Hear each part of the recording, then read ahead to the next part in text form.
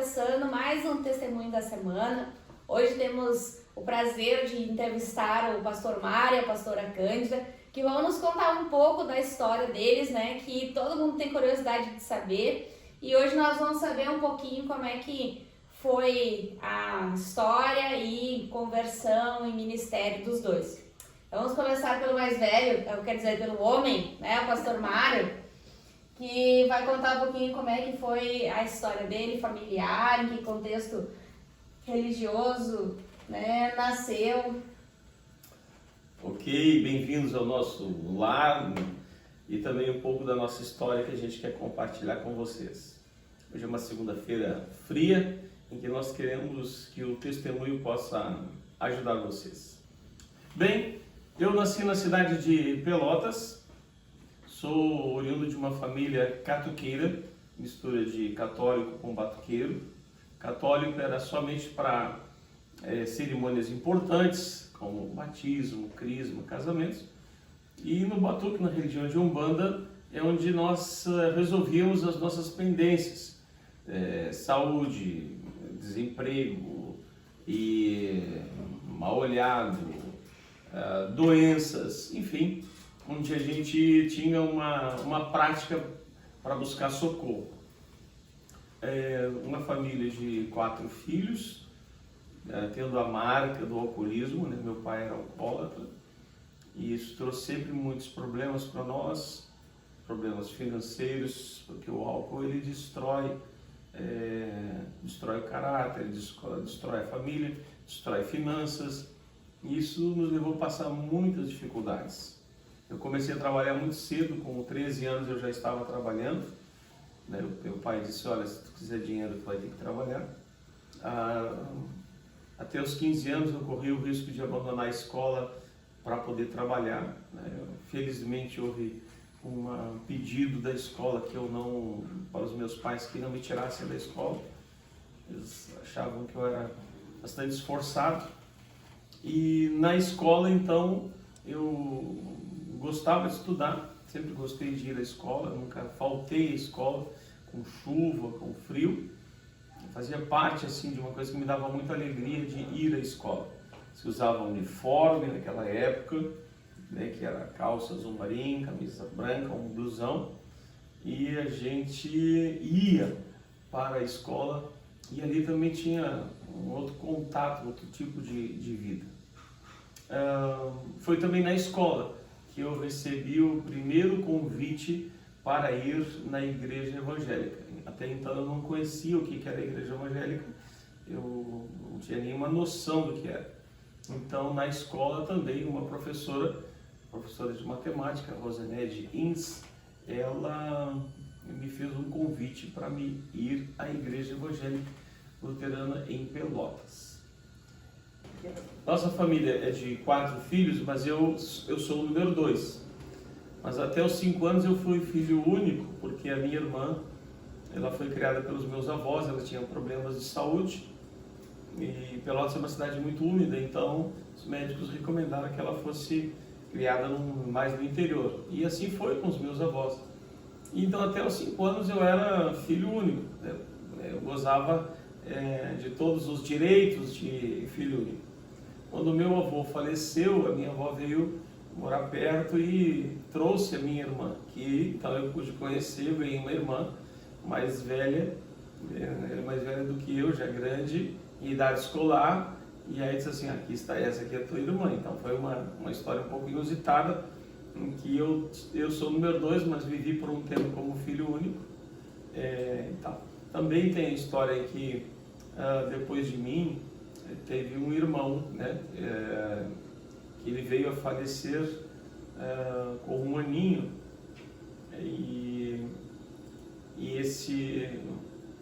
nós tínhamos tormentos na nossa casa, um choro de criança todas as noites.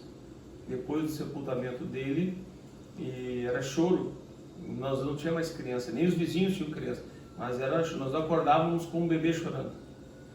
E aí nós éramos na época praticantes de religião, fomos na religião e disseram, olha, o menino que faleceu está pedindo um bico.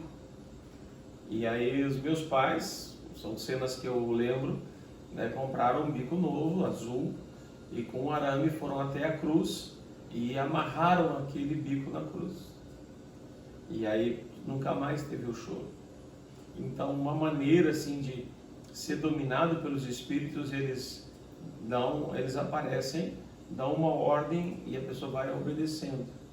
Em coisas simples como essa, até outras coisas. Outras vezes tinha barulho de cavalo na nossa volta da nossa casa e não tinha nenhum cavalo.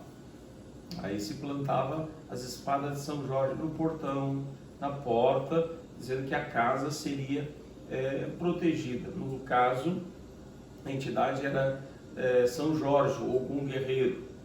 E a partir deste momento, nossa família entrou em guerra. É um espírito de guerra, de confusão, e nunca mais parou de ter guerra dentro da nossa casa. Porque além da planta espada de São Jorge, em cada peça da casa tinha um quadro de São Jorge. Então ele foi posto sobre a nossa família. Um espírito de guerra. Então a gente foi, desde criança, acostumado a ouvir, não só a ouvir dos outros, mas a ouvir mesmo, audivelmente, os sons dos espíritos dentro de casa. Uma curiosidade do povo, uma curiosidade para saber como foi essa tua experiência, no batuque, que tu fala às vezes no culto, e então fale um pouquinho mais. No batuque, nós íamos sempre para buscar socorro, ajuda, em todas as áreas. A minha madrinha, ela já frequentava há mais tempo e foi ela que me introduziu assim em ser um participante mais ativo. Porém, foi justamente por causa dela que eu também saí, uma vez que no batuque existem muitos sinais. Os espíritos não são uma coisa imaginária ou de ficção, ou de criação da mente.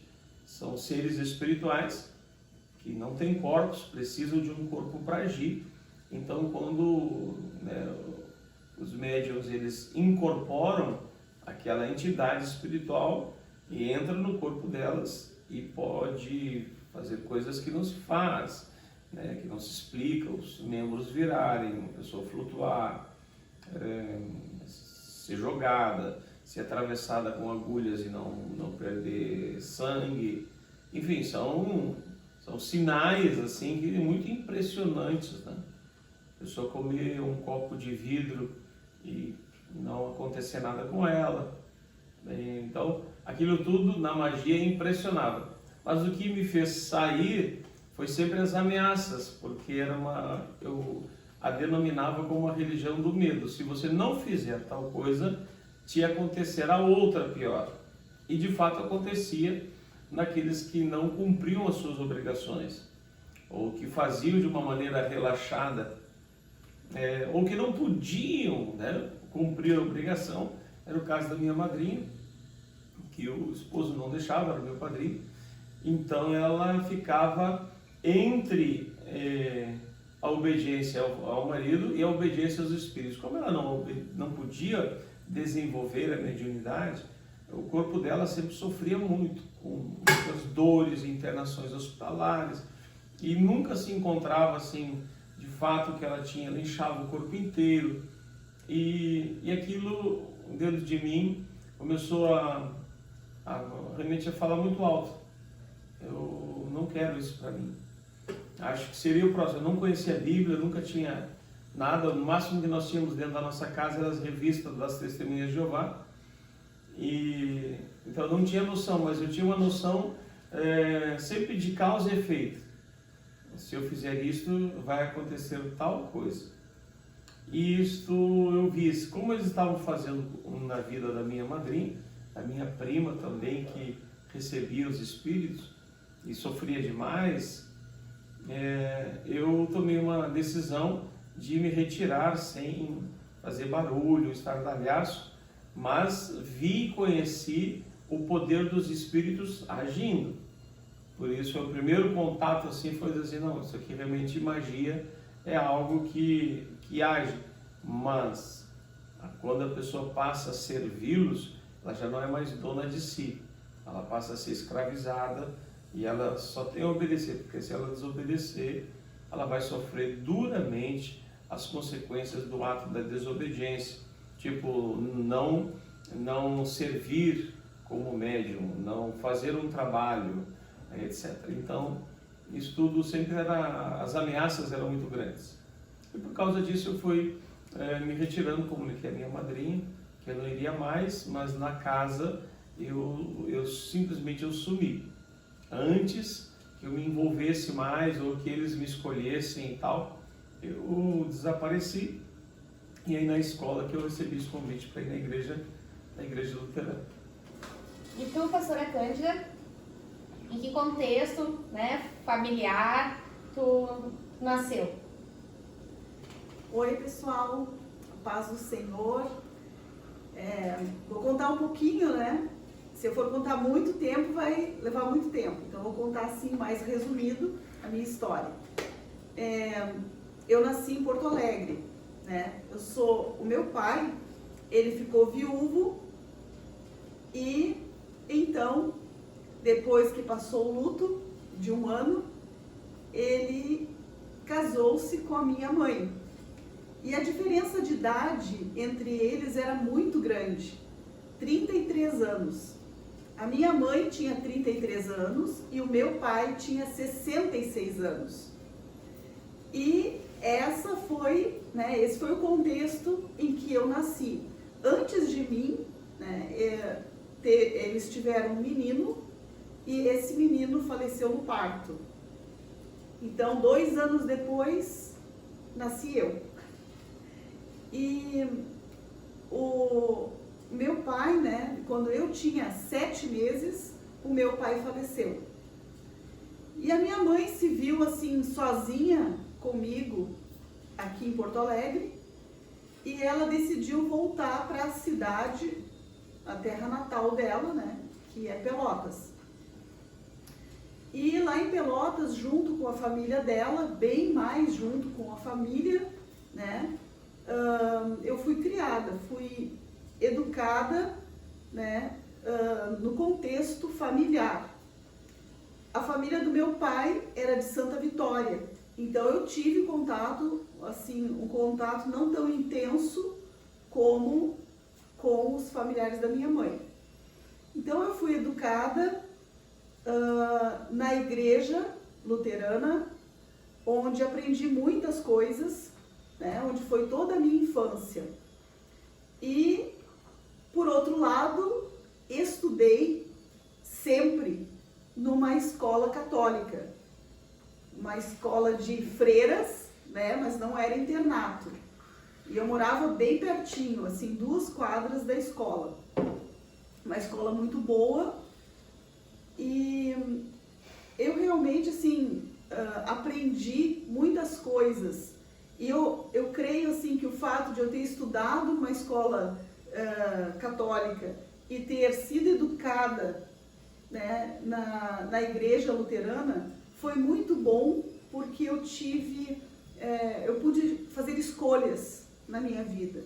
E eu tive bastante certeza das coisas que eu queria, principalmente as questões espirituais. Para mim ficaram muito claras, né? Deu para decidir claramente.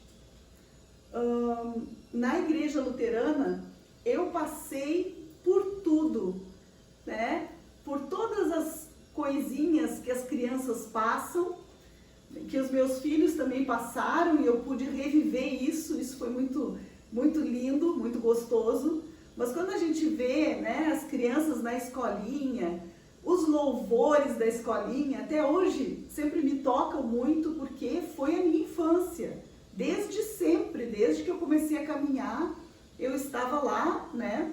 Sabe aquelas apresentações do Dia das Mães, do Dia dos Pais, no Natal, na Páscoa, Dia das Crianças, né? Estava lá minha mãe esperando para receber a homenagem, e sempre muito lindo, muito especial, né? Eu louvo a Deus pelas professoras que cuidam, né, com tanto zelo da parte espiritual das crianças.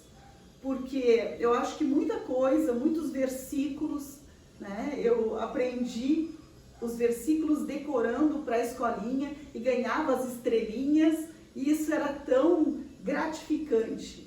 Foi a base da minha vida de fé, foi tudo aquilo que eu aprendi na escolinha. As mulheres tinham trabalhos manuais e palestras, né? E eu brincava embaixo das mesas, junto com as outras crianças, a mesma coisa que os meus filhos também passaram e que eu vejo as crianças fazendo. E isso é muito especial. O que nós chamamos hoje de discipulado de adolescentes, né? Naquela época tinha outro nome, mas eu também fiz. E o meu primeiro retiro, vocês sabem que eu amo retiros, né? O meu primeiro retiro foi no período desse curso para adolescentes, que foi uma bênção. Eu lembro muito desse retiro, né? Foi na Praia do Laranjal e foi muito bom. Mas teve um segundo retiro, né? Que então foi o meu primeiro retiro com os jovens, que é uma propriedade da igreja lá, que se chama Canaã, né? A Terra Prometida. E foi a primeira vez que eu fui no retiro. E aconteceram coisas que eu guardo no meu coração desde aquele tempo. E daqui a pouco eu vou contar.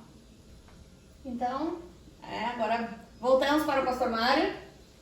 Como é que foi esse processo de aceitar Jesus, e começar a frequentar uma igreja evangélica que antes, né, tu não conhecia nada do evangelho, não conhecia, né, Jesus.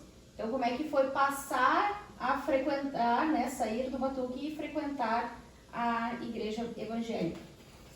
Bem, eu recebi um convite da professora de matemática, Rosinete Ins, e pensei no primeiro momento que era uma folhinha mimeografada, né? Nem existe mais o tal do mimeógrafo, com um endereço lá, só dizia Comunidade São João, e aquilo me soou até estranho, será que isso não é uma casa espírita? Mas enfim, para ser educado eu fui. A minha surpresa é que chegando lá não era uma casa espírita, mas era uma igreja evangélica. E a gente tem muito preconceito com relação à igreja evangélica. E eu fiquei um tempo na frente, entro, não entro, meu Deus do céu. Mas eu vou entrar, eu disse que eu vinha, eu sempre gosto de cumprir a minha palavra. Eu vou vê-la, cumprimentá-la e não vou colocar mais os meus pés aqui. Mas lá chegando, começou o culto, eu fiquei impressionado pela pregação da palavra. Era clara, era convincente. E a segunda coisa que me chamou a atenção foi que, ao término do culto, as pessoas não iam embora assim, correndo para casa. Nas missas era como se fosse uma porta de ônibus que abre, assim, todo mundo sai e desaparece em segundos. As pessoas não se cumprimentavam, nada no catolicismo à época. E ali, terminado o culto, as pessoas ficavam na frente da igreja, conversando, se abraçando. E eu achava aquilo fantástico, mas como eu não conhecia ninguém, só a professora, desviava daquele bloco e ia embora. Então esse foi o primeiro, assim, o que me chamou a atenção. O primeiro foi, eu entendi a palavra. Segundo, aquelas pessoas gostam de estar ali. E não vão embora correndo.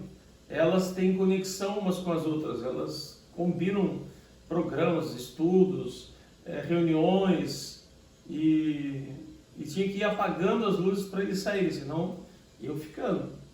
Então, o gostar de estar no lugar. E eu comecei a ir. No terceiro culto eu ganhei a primeira Bíblia, tenho até hoje ela guardada. E como eu nunca tinha tido uma Bíblia, na época na nossa casa, como não tinha Bíblia, tinha as tarefas de religião para fazer. Eu ia num vizinho que tinha um pedaço de Bíblia, não tinha capa, não tinha as primeiras páginas, as do meio também estavam soltas e as últimas também não tinham. Mas eu pedi emprestado para copiar os versículos para fazer o tema de ensino religioso. E aí eu ganhei na igreja, então, no terceiro culto, uma Bíblia. E aquilo para mim foi algo maravilhoso, porque todos tinham Bíblia na igreja e abriam a Bíblia durante a pregação. E quando o pastor dizia, vamos abrir lá no livro de Efésios, por exemplo, eu levava uma vida para achar o tal do Efésios. Quando ele dizia assim, Abacuque, bem, eu só achava Abacuque em casa. Não conseguia mexer. E aí aquele primeiro ano foi um tempo de ler a Bíblia. Eu lia muito a Bíblia em casa. Pegava lá, ninguém me instruiu, pegava do Gênesis e eu ia indo. E me integrei no grupo de jovens, chamava-se GPEC, Juventude Evangélica de Pelotas Centro. E aí nós fomos participar das atividades, entre elas um retiro. Neste retiro, um retiro de jovens, era um acampamento de verão, foi onde eu conheci a Dona Cândida. Mas a conversão ela veio um tempo depois. Eu estava vendo o grande problema da minha conversão era que eu achava que eu indo para a igreja as coisas tinham que mudar lá em casa, que era muita guerra em função até da entidade. Lembrando aquele meu irmão que morreu, o nome dele era Jorge, foi dado em homenagem à entidade que guardava a nossa casa, que era São Jorge, e ele vem a falecer. Então, eu vindo do mundo dos espíritos e do mundo católico, com muitas imagens, sempre na magia a gente vai para buscar soluções. E eu achava, não, que eu indo na igreja, as confusões, as brigas, as guerras lá na minha casa iam parar. Mas só que não paravam. Não paravam. O alcoolismo, ele não vem sozinho. O alcoolismo, ele tem a miséria. O alcoolismo, ele traz junto a briga. O alcoolismo traz junto a mentira, a desconfiança, enfim. Então, como eu tinha dois mundos, né? Eu já trabalhava naquela época, com 15 anos eu já estava com carteira assinada, então eu ia em todas as atividades da igreja e tinha um ambiente ruim em casa, de briga, discussão.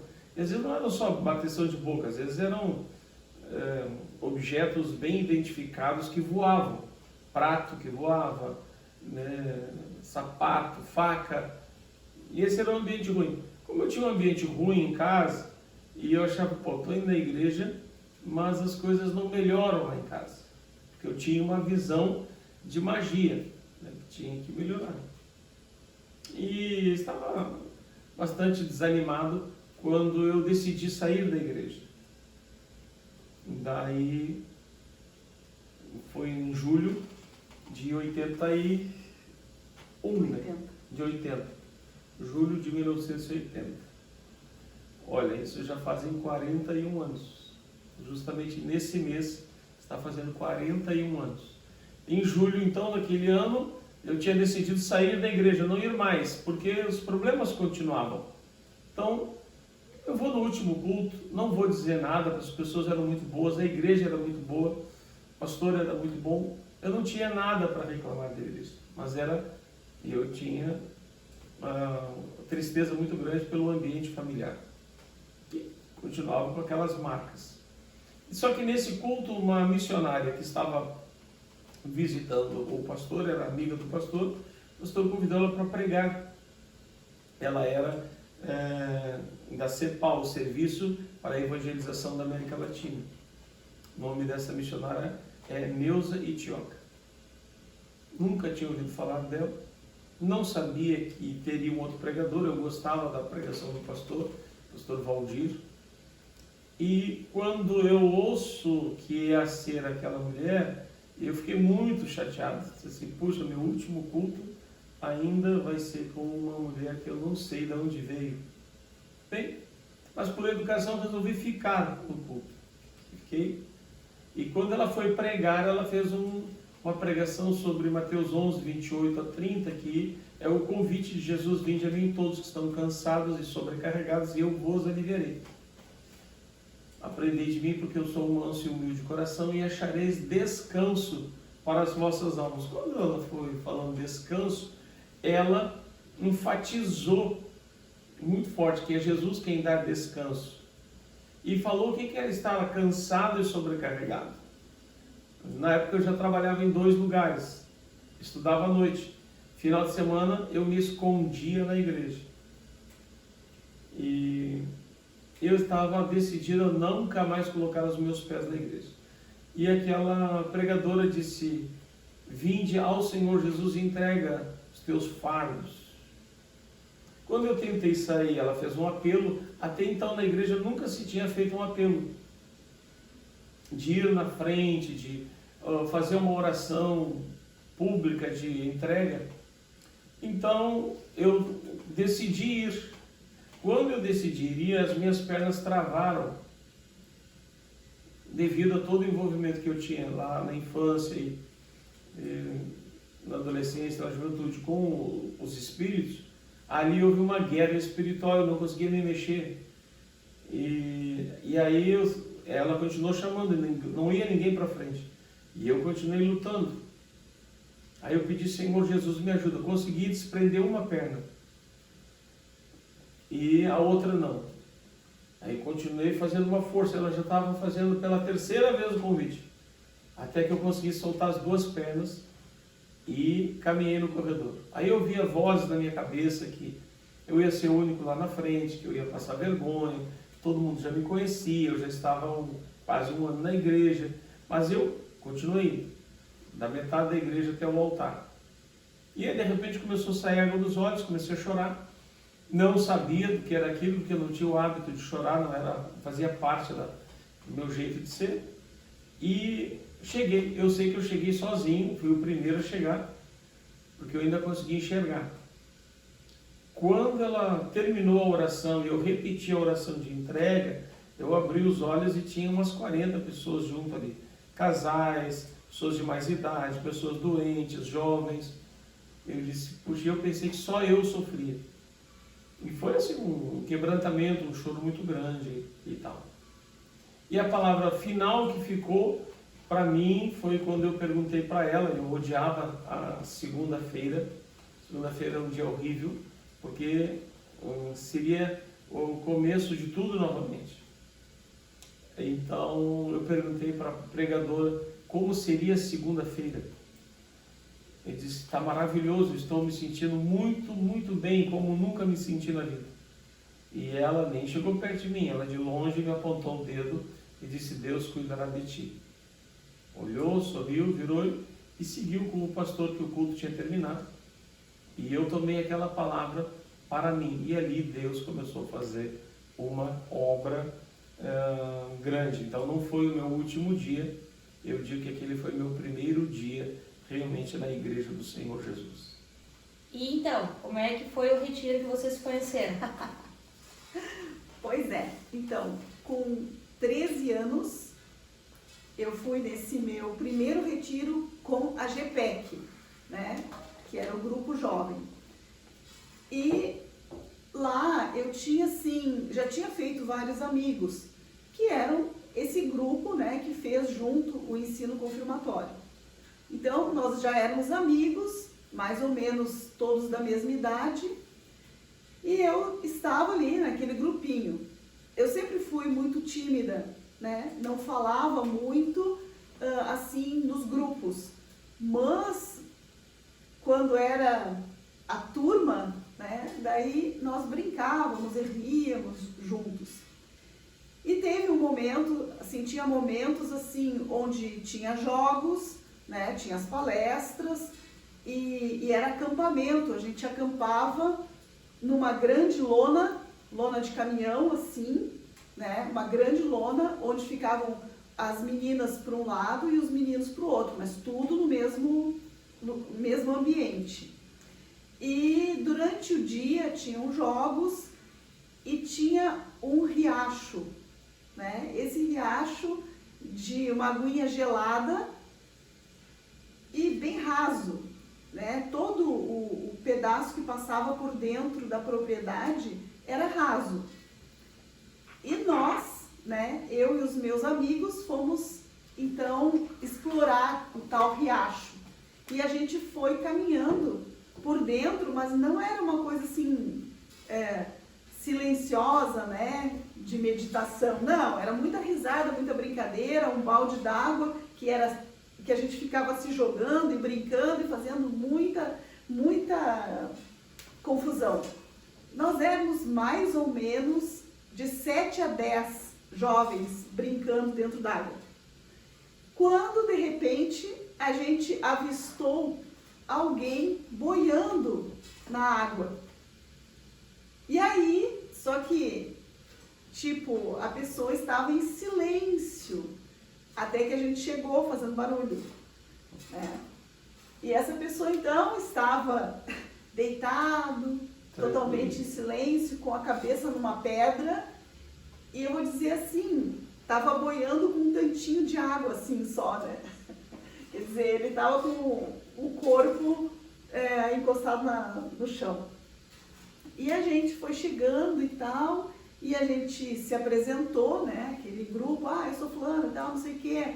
Tu tá no retiro? Claro que tava, né? Porque ali só tinham pessoas no retiro. E a gente fez amizade, então, com o Mário. E eu acho que para todos esses barulhentos, né? Nos chamou a atenção justamente do Mário estar sozinho e estar quieto, né? Para mim, foi muito interessante ver isso, né? E a gente fez amizade, a gente convidou ele para ir junto, ele não quis, ele quis continuar lá. Depois, na volta, a gente arrastou ele junto.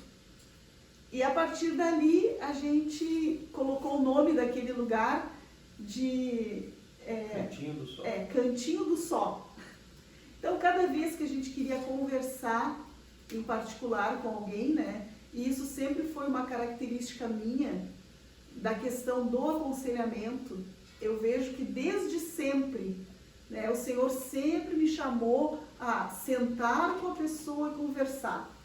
E eu e o Mário muitas vezes sentamos juntos, o Mário com a Rita também, depois mais tarde com a Gláucia, com os meninos, né, o Claudio Mir, e os rapazes que também ele foi fazendo amizade. Quando a gente via, né, às vezes a gente queria chegar para conversar, tinha alguém lá naquele lugar sentado conversando, que era um lugar muito agradável, muito gostoso.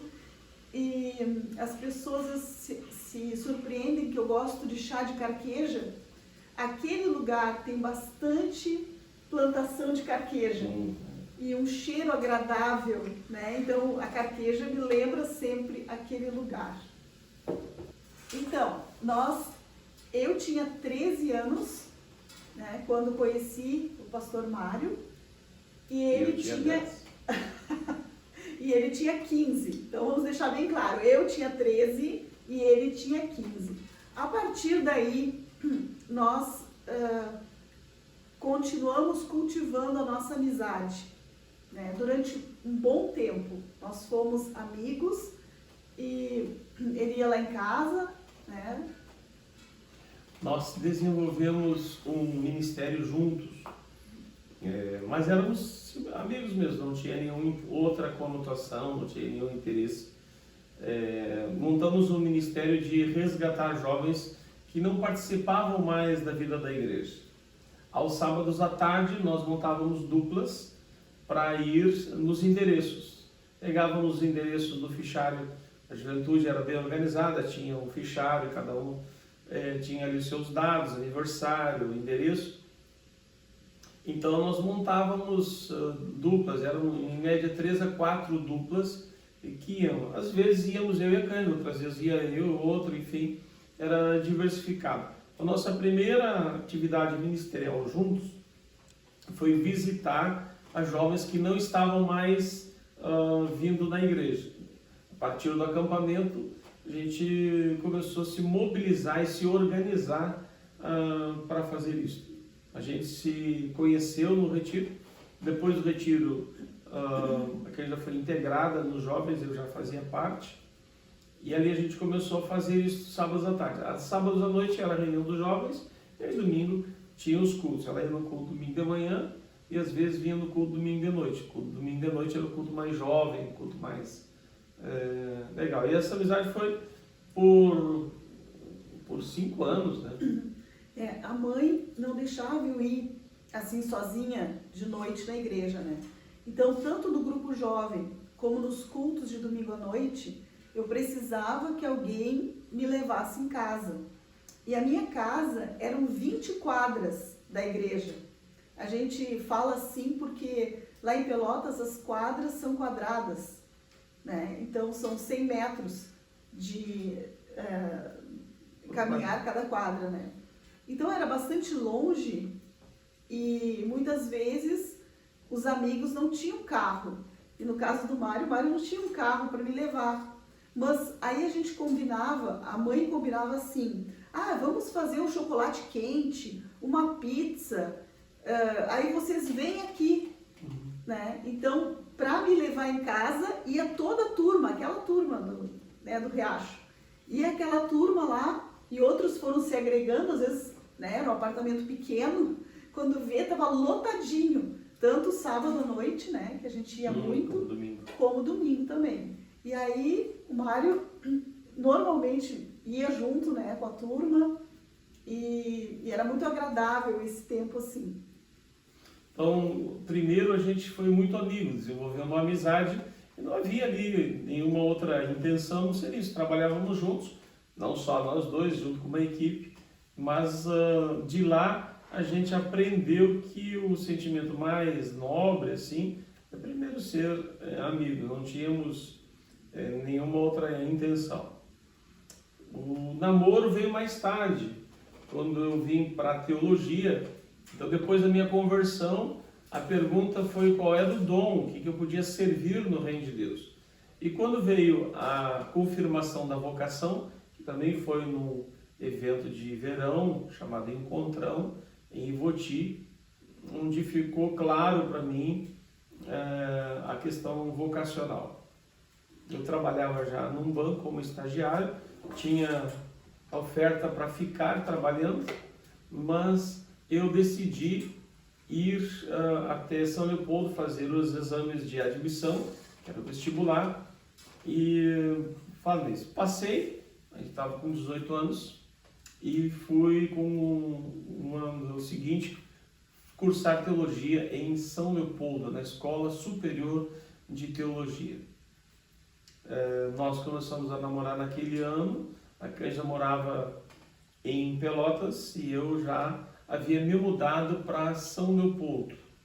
Ali, então, tinha o primeiro ano, os estudantes ficavam alojados em pequenos quartos, né, dentro da faculdade.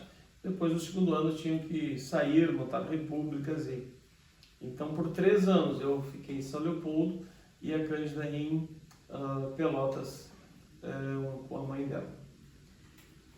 Eu ainda gostaria de contar que nós tínhamos retiros, né? Esses acampamentos eram em Canaã nas férias de verão.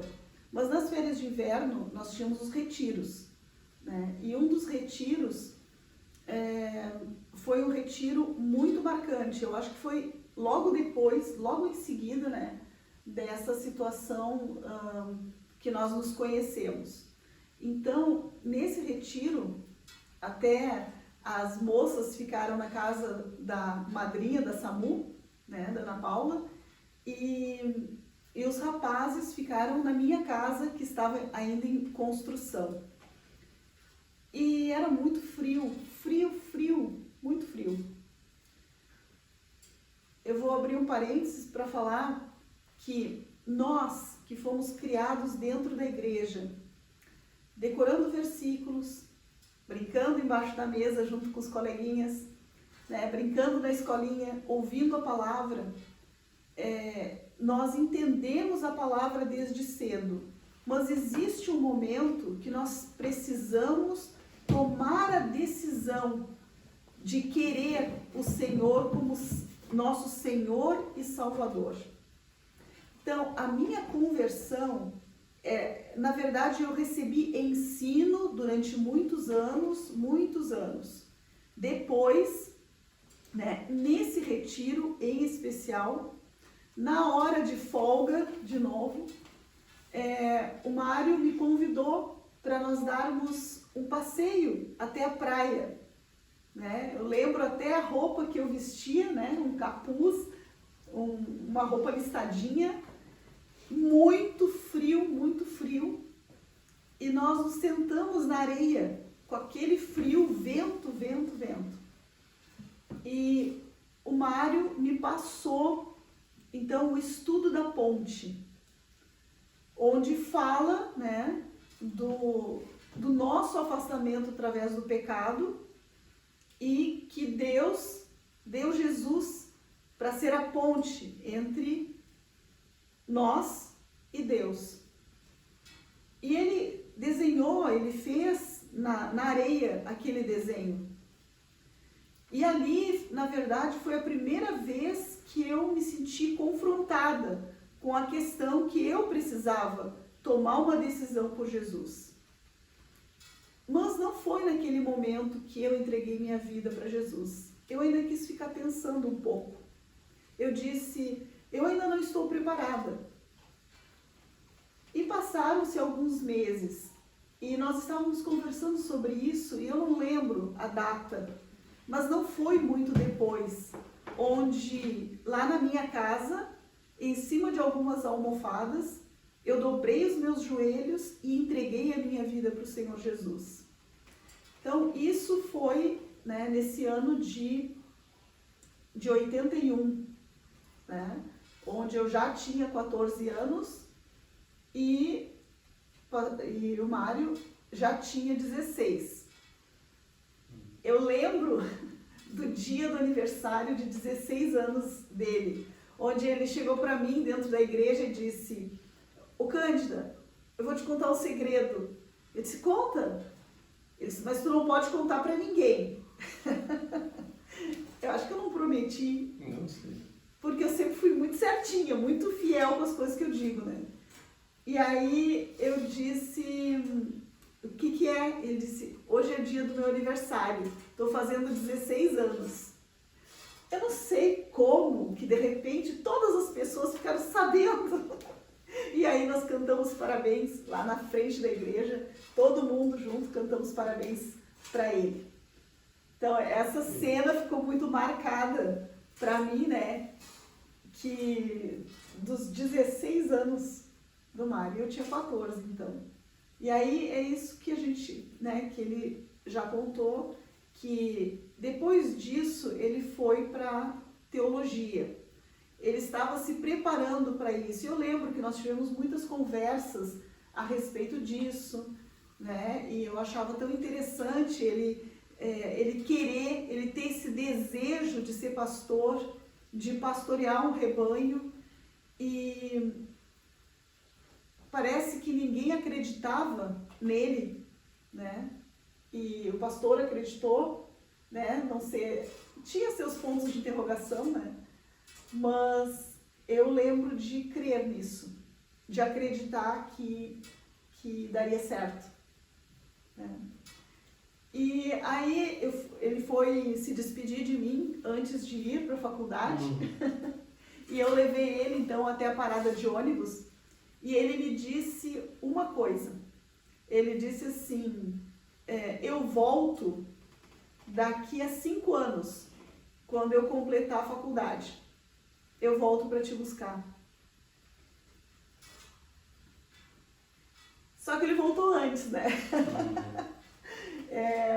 6 meses depois ele voltou e aí me pediu em namoro e dali em diante a gente continuou essa faculdade, né? Mesmo que eu não estava matriculada, mas eu estava junto, participando de tudo. Verdade. Aqui entra uma pessoa que foi muito importante, que era a minha sogra, a dona Ela. Ela era filha de pastor e foi separada do pai aos 9 anos de idade. Mas o que o pai passou para ela e o que ela viveu em casa, ela continuou depois. Criou a Cândida na igreja e a vida dela era envolvida com as coisas de Deus. E quando eu comuniquei que faria teologia, ela foi a pessoa que mais me apoiou.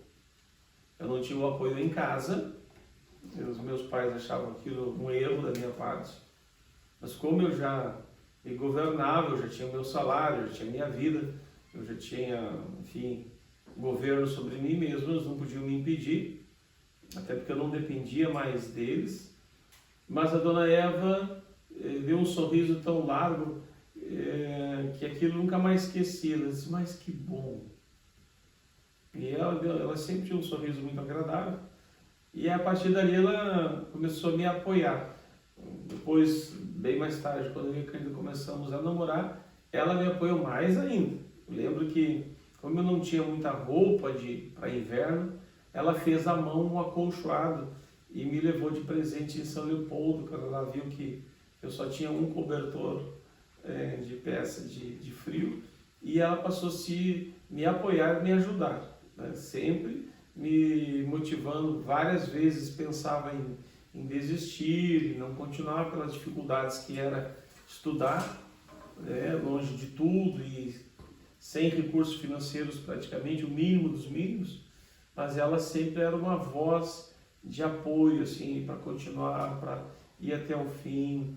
Então, sempre Deus levantou isso, deu muito certo com a família da Cândida, porque a dona Eva vinha de uma família pastoral e ela queria realmente construir isso novamente, assim, me apoiando. Em alguns momentos ela dizia, tu é o filho que ela também perdeu um filho, como a Cândida disse, diz, tu és o filho que eu perdi. E, enfim, foi muito bom. Então, nesse tempo aí depois disso, então, a gente começou a namorar naquele... Mas eu queria também falar que, assim como a mãe ajudou bastante, eu acho que a mãe foi a pessoa que mais ajudou, no sentido, assim, emocional, espiritual, o apoio, né? Mas tiveram outras duas pessoas que mandavam todo mês uma contribuição para ajudar o Mário a se sustentar lá, né? Porque o dinheiro era muito curto, e às vezes faltava até para xerox, né? Ele tinha que ir na biblioteca e estudar ali, porque não tinha dinheiro para comprar os livros e coisas desse tipo, né? Não tinha internet. Não tinha internet. Então, é tão importante quando a gente pode ajudar alguém que está, né, um missionário, alguém que está precisando. Como foi importante aquelas duas pessoas que estiveram te ajudando. Família Tractov, né? É muito importante, estou muito grato a eles também, que sempre tinham um apoio de oração e de suporte, porque como eu não era a Igreja Luterana em Pelotas, né, como uma marca no Brasil inteiro, mas ela tem uma característica étnica, né, de cultura alemã. E essa cultura era totalmente nova para mim, porque eu não tenho nenhuma ascendência alemã, então eu tive que me preparar para conviver um pouco com outros hábitos, né, da cultura alemã. E esses foram... E a tua professora, né, que te levou a Jesus também, sempre te apoiou muito. Rosinete. Muito. Sempre. Então, ninguém vence sozinho, ninguém vai dizer assim, eu venci sozinho. Não. Deus sempre coloca pessoas que vão nos ajudar, nos apoiar, interceder, orientar, dar conselhos quando a gente está desorientado ou desanimado. A gente vê que Deus faz isso, Ele vai colocando pessoas para ir nos orientando, nos ajudando. Então, a gente deve trazer à memória, assim, aquelas pessoas que foram importantes. A gente não consegue vencer sozinho. A gente precisa sempre de muitas ajudas. Eu tinha tido um segundo grau muito fraco à noite, já que eu trabalhava durante o dia, e a vida acadêmica ela exige um outro nível de conhecimento, né? E que eu precisei aprender tudo. Língua alemã eu tive que aprender, eu não sabia uma palavra sequer. E boa parte da biblioteca era com livros em língua alemã. Então eram vários obstáculos a serem vencidos. E a minha sogra falava alemão, então a gente de vez em quando conversava e a gente se ajudava mutuamente. Nós noivamos em 31 de outubro de 88 e viemos a casar em 12 e 13 de fevereiro de 88. Então, esse foi o testemunho da semana. Você pode compartilhar aí e também descobrir alguns fatos da criação e até o casamento do pastor Mário e da pastora Cândida. E na semana que vem eles vão estar aqui novamente para falarmos então do ministério pastoral. Então, compartilhe esse vídeo com a história dos seus pastores e nos vemos na semana que vem.